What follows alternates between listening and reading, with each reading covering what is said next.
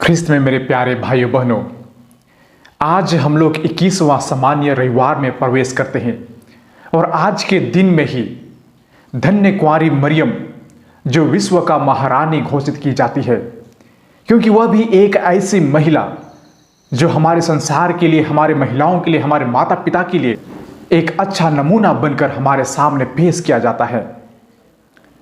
और आज हम दूसरे पाठों पर मनन चिंतन करें तो वहां पर बहुत ही अच्छा स्वभाव से हमारे माता पिता के लिए, हमारे पारिवारिक जीवन में जीने के लिए एक अच्छा नमूना हमारे पास प्रस्तुत किया गया है। फिलिपियों के नाम संत पौलुस का पत्र में आज पति पत्नी हम कैसे रहें उसके बारे में बताया गया है। हमारे जीवन में कई बार उतार चढ़ाव होती है। आप देखेंगे जो नए नए शादी विवाह कर अपना जिंदगी शुरुआत ही किए हैं और उनमें अनबन शुरू हो जाती है, वे एक दूसरे को समझ नहीं पाते हैं। आज किसी भी लड़का या लड़की, पति या पत्नी, कोई भी जीवन जी रहे हो, एक साथ रह रहे हो, वे एक दूसरे को समझ नहीं पा रहे हैं और उसमें टूट पड़ जा रही है। और आप उनसे पूछेंगे तो यही कहेंगे कि मेरे पति तो मुझे समझते नहीं है, और पति को पूछेगा तो वे कहेंगे मेरी पत्नी तो मुझे समझते नहीं है ना। एक दूसरे को हम समझने में असमर्थ हैं। हम कई बार एक दूसरे को गलत समझते हैं। जो भी कि मैं आज आप लोगों को कुछ हकीकत चीजों को बताने जा रहा हूं जो सोचने से एक थोड़ा सा मजाक या फनी लगता है, लेकिन यदि हम जरूर गौर करें तो वह हमारे जीवन को बदलाव ला सकती है। और वह यह चीज है, हम हमेशा, जो पुरुष होता है वह सोचता है कि परमेश्वर ने हमारे लिए एक हेल्पर बनाया है, मतलब God has made a helper for a man. मतलब पति हमेशा यही सोचता है कि वह तो हमारा हेल्पर है, वह हमें मदद करनी चाहिए। लेकिन यदि हम उसका अर्थ समझना चाहे तो वह हेल्पर ही नहीं, लेकिन हेल्प हर, मतलब उसको हमारी सहायता करने की आवश्यकता है, मतलब हम उसे सहयोग दें, हेल्प हर। और दूसरी ओर कभी कभी पत्नियां यह समझती हैं कि जो हमारा पति है वह तो ड्राइवर है, इसलिए हम कभी शॉपिंग के लिए जाते हैं तो वे हमें पीछे बैठा कर वे ड्राइवर बन जाते हैं। लेकिन वह ड्राइवर ही नहीं है, लेकिन ड्राइवर, मतलब उसको हम आगे ले चले, मतलब हम उसको बढ़ाएं या तो हम उसको लीड करें। इस चीज को हमें समझने की आवश्यकता है। वही चीज आज के दूसरे पाठ में संत पौलुस बताना चाहते हैं फिलिपियों के नाम, जहां पर कहते हैं कि हमारा संबंध ईश्वर के समान है, जो पति और पत्नी के रूप में कार्यरत है। हमेशा पत्नी अपने पति के अधीन रहे और पति यह समझे कि मैं उन्हें प्यार करूं और उनकी आवश्यकताओं को पूरा करूं। और जब शादी होती है तो वह दो नहीं लेकिन एक शरीर हो जाती है। पति को अपना शरीर के समान उन्हें प्यार करना चाहिए, क्योंकि हम अपने आप को बहुत केयर करते हैं, हम बहुत देखभाल करते हैं, हमें दर्द होती है। उसी प्रकार यदि हम पति पत्नी के रूप में एक पारिवारिक जीवन जी रहे हैं तो हमें एक शरीर के समान मेल प्रेम से रहना है। वही चीज आज के दूसरे पाठ में बताया गया है। और यदि हम आज के सुसमाचार में और पहले पाठ में गौर करें तो यहां भी बहुत ही सुंदर शब्द हमारे लिए दिया गया है। मतलब हम यूखरिस्तीय चीजों को समझने के लिए हमें यहां पर निमंत्रण मिलता है। आज सभी सुनेंगे कि पहले पाठ में योशुआ इस्राएलियों को आगे बढ़ाते हैं, उनका लीडर बन जाते हैं और वे इस्राएलियों से पूछते हैं कि क्या आप चाहते हैं कि आप उन्हीं ईश्वर का आराधना करना चाहते हैं जो आपके पूर्वजों ने उस नदी के उस पार आराधना किया करते थे, अथवा आप इस प्रदेश में जहां आप रह रहे हो, अमोरिया के निवासी स्थान पर वह भगवान है उसकी आराधना करना चाहते हो। आज मुझे आप बता दो कि किसकी आराधना आप करने जा रहे हो। योशुआ कहता है मैं और मेरा परिवार तो सच्चे ईश्वर का आराधना करूंगा, उसका उपासना करूंगा। आप किसका करना चाहते हो? और इस्राएली कहते हैं कि हम सभी लोग भी उसी परमेश्वर की आराधना और उपासना करेंगे, उसको छोड़ो और किसी के नहीं। और ठीक इसी प्रकार आज के सुसमाचार में भी हमारे प्रभु ईसा मसीह से कुछ लोग कहते हैं कि आपकी जो शिक्षा है वह बहुत कठिन है, हमें वह करने के लिए हो नहीं सकता है। और कुछ लोगों ने वहां से चल भी दिया।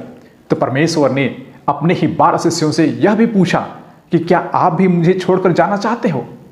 तो उसमें से पेतरुस ने जवाब लेकर आया प्रभु हम किसके पास जाएं? आपके पास ही अनंत जीवन है।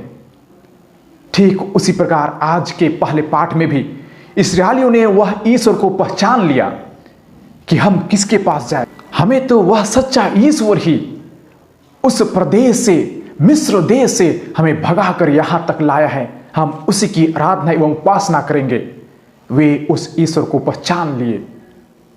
उसी प्रकार आज के सुसमाचार में भी पेतरुस ने उस ईश्वर को पहचान लिया। हम किसके पास जाएं? आप ही के पास सब कुछ है। इस चीज को समझने के लिए बहुत तकलीफ होती है लोगों को।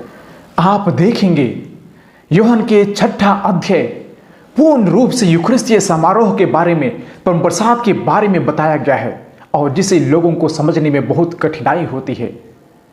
हमें भी यह समझ में नहीं आ सकता है यदि हम उस पर मनन चिंतन या गौर ना करें, क्योंकि परमेश्वर इस पाठों में कहते हैं कि मैं वह जीवंत ईश्वर हूं।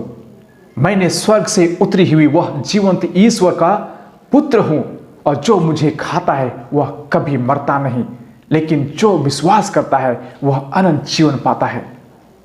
और लोगों ने इन्हें समझ नहीं पाया, जिसे हम कहते हैं ग्रोटेस्क्यू।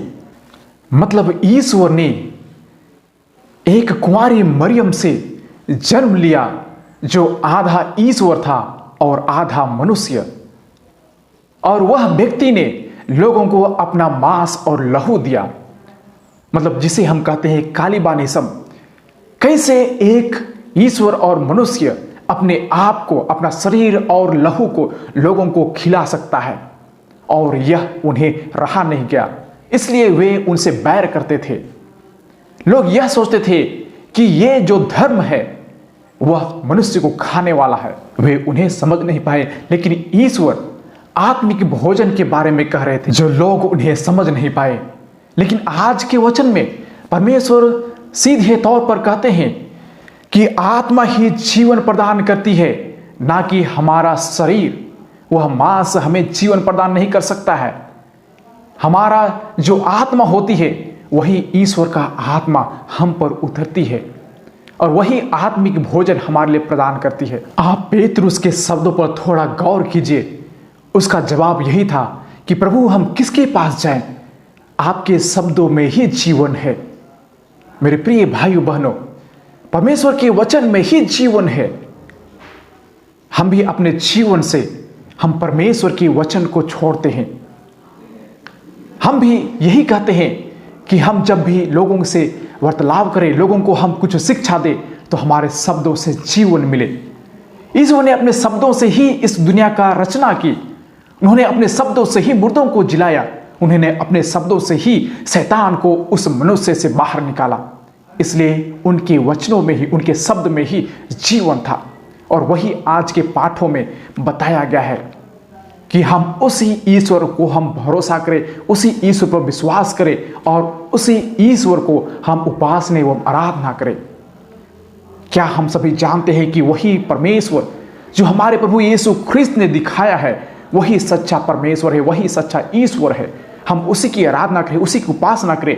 हम आजकल रोज दिन पाठों में सुनते हैं कि हम 10 नियम जो दिया गया है उस पर सर्वप्रथम हम ईश्वर को पहला स्थान दें, और दूसरे तरफ हम अपने पड़ोसी, अपने भाई बहन, अपने पति पत्नी में हम प्यार एवं मोहब्बत रखें। वही है आज के सुसमाचार एवं पाठ। आइए हम इन चीज़ों पर मनन चिंतन करें और हम परमेश्वर से यह कृपादान मांगे।